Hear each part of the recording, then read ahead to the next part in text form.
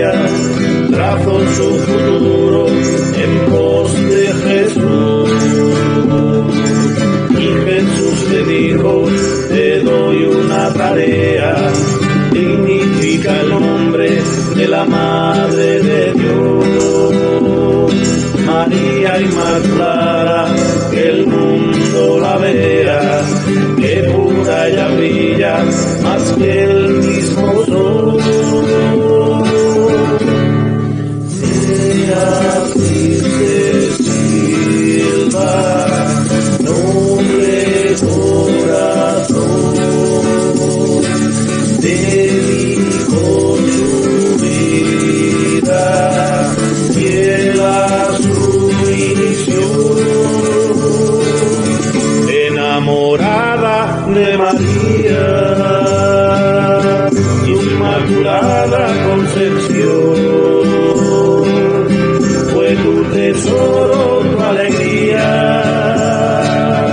la guardaste en tu corazón, y a mí a quererla me enseñaste, y amándola yo soy feliz, por eso gracias quiero darte, mi amiga Santa Beatriz. Enamorada de María, su Inmaculada Concepción,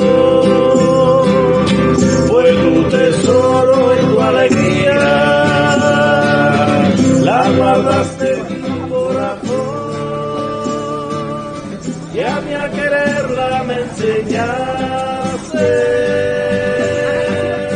y amándola yo soy feliz. Por eso gracias quiero darte, mi amiga Santa Silva, noble corazón, de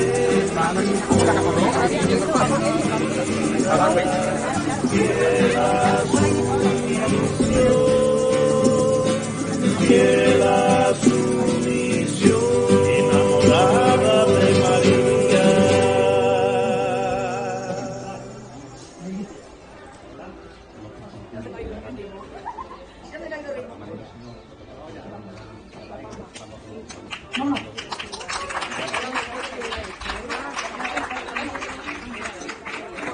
Vamos, que se puede. Arriba más, vuela. Vamos a entrar a la misión.